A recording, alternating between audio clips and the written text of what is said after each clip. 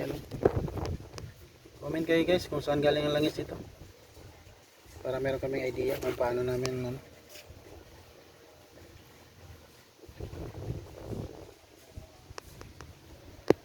flywheel buo naman eh. Oh.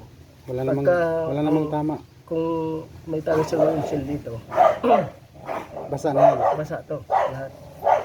Ibaliktad eh.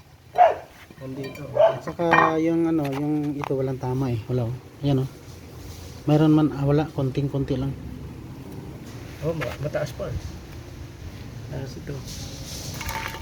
Sliding talaga siya. Bago. Pero wala may na eh. Oh.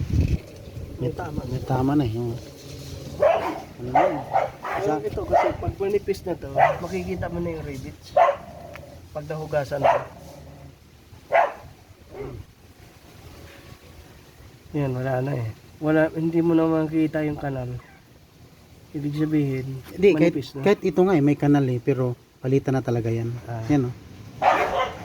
Tingnan mo sa likod, lalo na sa likod. Wala na dito eh. Ito meron pa. Kapal dito. Pagdating dito, wala na. Ito nga yung kumakapit pa niya eh, kaya pala nag-i-slide minsan yung nagda-drag siya eh. Tsaka nipis oh. Tama. Mm.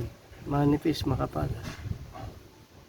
Kaya pala nagda-drag siya, parang minsan nga sa Primera eh, meron Primera. Ito, palit. Yan. Palit. Yan nga, yung tatlo. Tapos, Pilot bearing.